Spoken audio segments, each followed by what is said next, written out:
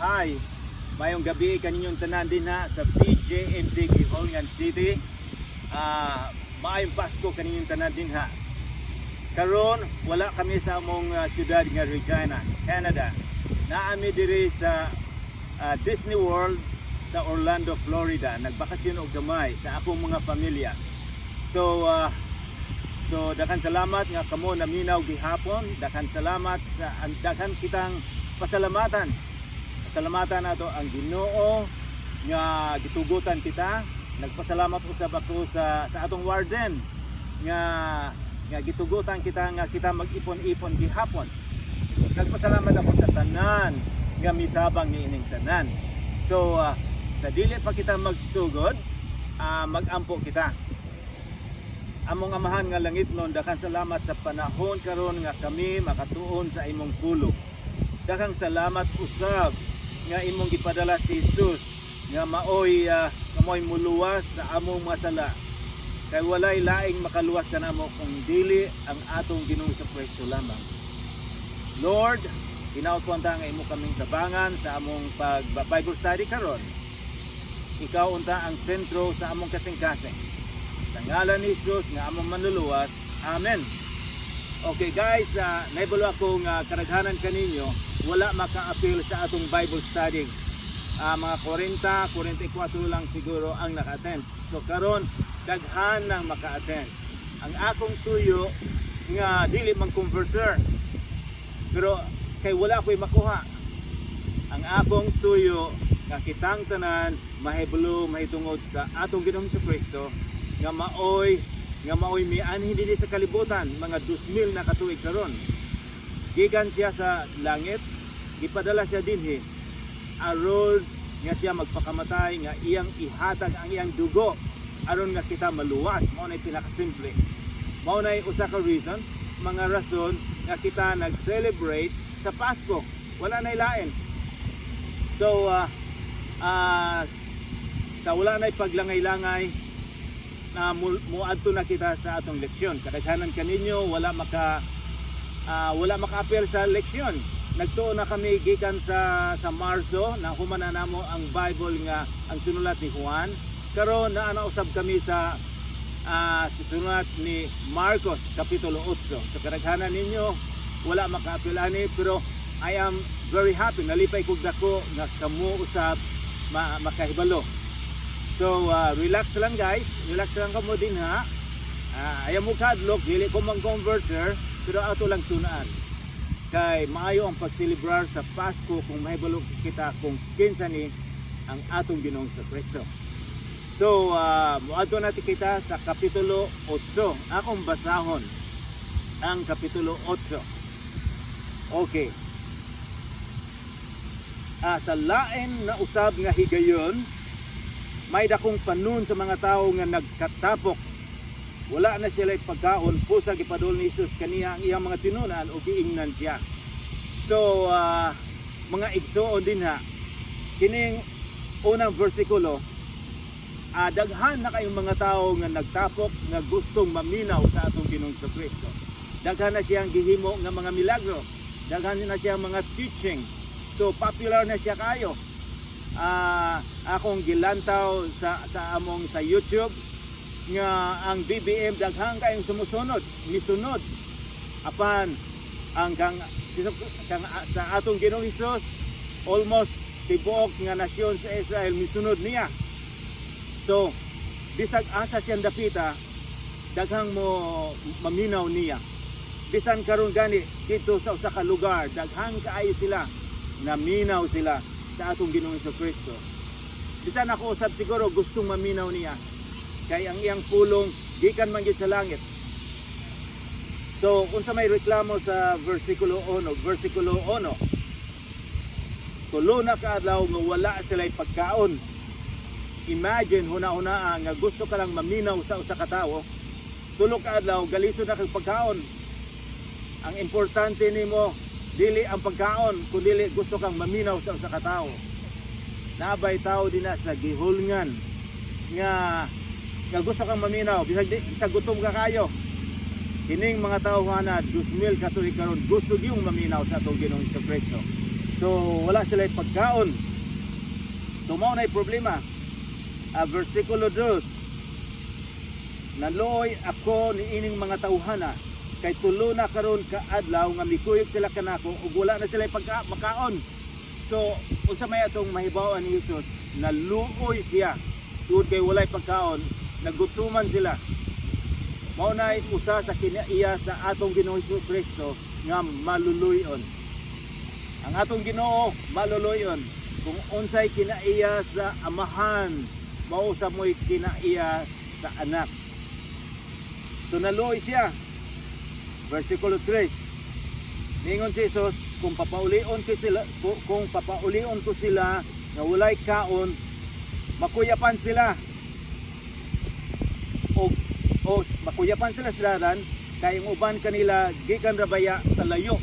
So concerned kay si Jesus kay nagutuman na ning mga tawhana. So di niya gustong papaulion. Ngayon siya, kung papaulion ko sila nga walay kaon, panguyapan sila sa dalan, kay ang uban kanila gikan raba sa layo. So mga kaigsunan din na aduna bay panahon nga kamo wala makakaon og tulog adlaw, makuyapan mo. Bisan ako kung dili ko makakaon og unom o 8 ka oras, mura og makuyapan ako. Pero kining tawhana, kini sila mga pila ka libo. Ang giingon sa Bible, 4,000 ang naglantaw, pero sa unang panahon, dili nila ihapon ang mga babae, mga bata, lalaki lang. So kinigyot siya, sobra ni siya sa 4,000. Versikulo 4. Nangutana kaniya ang iyang mga tinunan. Asa man kita makakuha og pan aron makakaon, aron ipakaon ni ini mga tawhana. Awaaw kining dapita.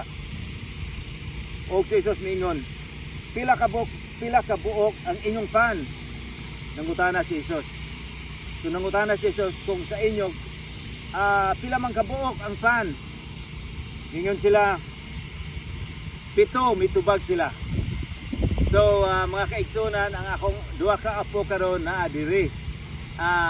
They will give me the 7 bread.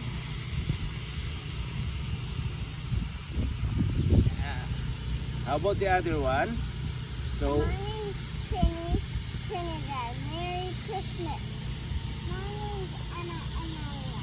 Merry Christmas. okay. Say, and this is my grandpa. This is my grandpa. Tell them, Grandpa, this is the 7 bread that we ate also. This is the 7 bread that we ate also. Okay. Kini, nagrepresentasyon lang ta nga adunay 7 ka mga pan lang ang tua dito sa nagutuman kining 4,000 o di na po'y gamay nga isda. So ako nang ihatag pagbalik nila kay doon lang mahurot ang 7 ka buok nga akong gipunit-punit. So ilang makaon. So guys, can you go to Grandma now and start eating? Okay, slow down. Okay. So 7 ka buok pan. O niya, gipalingkod ni Jesus sa yuta ang mga tao. Gikuha niya ang 7 ka pan ug nagpasalamat sa Dios. Umani ini, gipikas-pikas niya ang pan ug gihatag ngadto sa iyang mga tinunan aron ilang iapod-apod sa mga tao, gituman kini sa mga tinunan. May pipila usab ka mga gagmayng isda, gipanalanginan kini ni Jesus o giapod-apod kaniya sa iyang mga tinunan ngadto sa mga tao. Unsa may atong mahibaw-an ni ang atong Ginoong Kristo, mapasalamaton usab siya sa iyang amahan.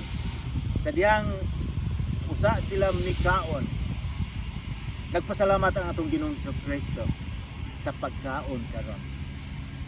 Guys, mga igsoon, magpasalamat ba kamo sa mga panalangin nga inyong nadawat? Kung mukaon kamo, magpasalamat ba kamo? sa atong Ginoong Kristo. Daghan kitang pasalamatan o Kristo. Kung nakamata kita sa buntag, magpasalamat kita. Kay siya ang gahatag sa atong kinabuhi. Sa pagkaon, magpasalamat usab kita. Usahay malimtan nato ang pagpasalamat sa atong Ginoo. Usa ka prinsipyo nga atong magkatunan karon mao nga kita mapasalamaton Dios sa atong Ginoong Kristo. Kay balaw ko sa inyong kalagayan dinha apan bisan pa sa kalisod makapangita gihapon kita og mga butang nga kita magpasalamat sa atong Ginoo.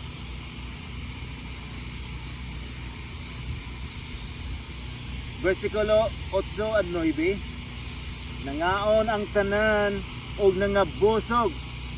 Imagine, huna-hunaa sa 7 ka sopas o gamayng isla, nangabusog sila.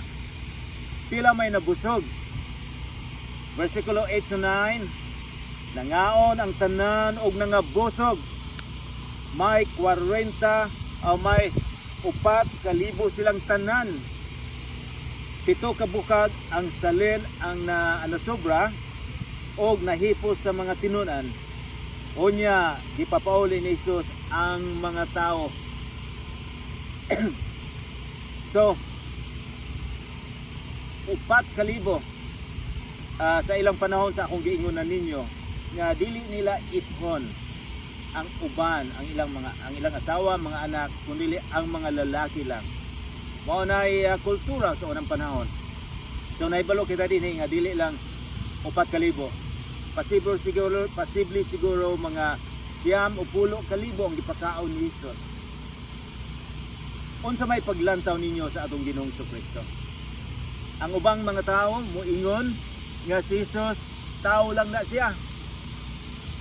Ang uban moingon sila nga si Jesus dili na tinuod. Ang uban moingon nga si Jesus Ginoo lang dili tao. Pero kita nahibalo karon nga kinsa may tao dinha sa gihulngan nga makapakaon og 4,000 o sobra sa 10,000 nga jutay lang ipakaon ni daghan ang atong Ginoong Kristo lang. Walay tao. So dinhi atong mahibaw-an nga ang atong Ginoong Kristo makagagahom. Makagahom sa tanan.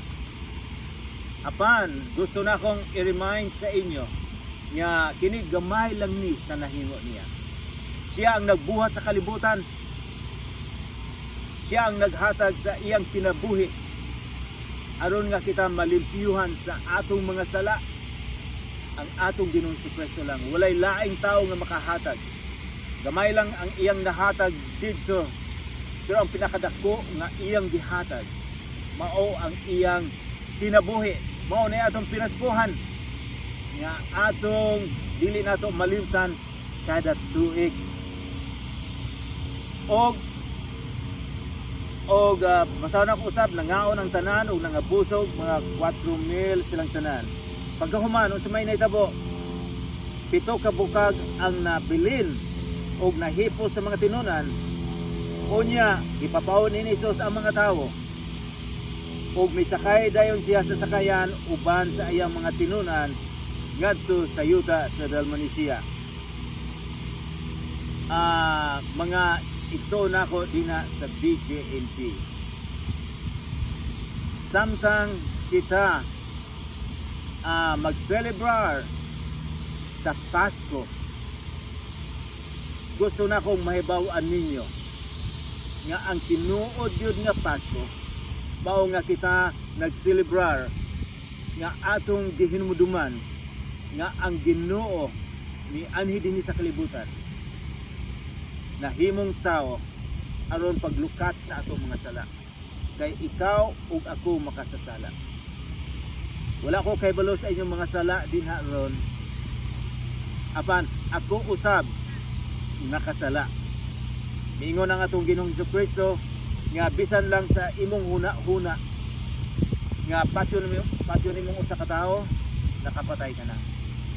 Kung ang imong paglantaw sa usa ka babae lain na kaayo, miingon si Jesus nga ikaw adultery, nakahimo nagdako kayong adultery. So ikaw ug ako nakasala. So walay dili kita makaadto sa langit sa atong kaugalingon lamang. Mao nang gipadala sa atong Ginoo ang iyang bugtong nga anak aron nga kita adunay kinabuhi nga walay katapusan. Ang imong relihiyon, ang akong relihiyon, dili makaluwas ka nato. Bisag ang uban moingon nga kung mo join ka, mo apil ka sa mong relihiyon, maluwas ka. Apan ang tinuod, ang dugo lang ni Jesucristo ang makaluwas ka nato. Maayong Pasko kaninyong tanan. Amen. Carmel, can you turn that off?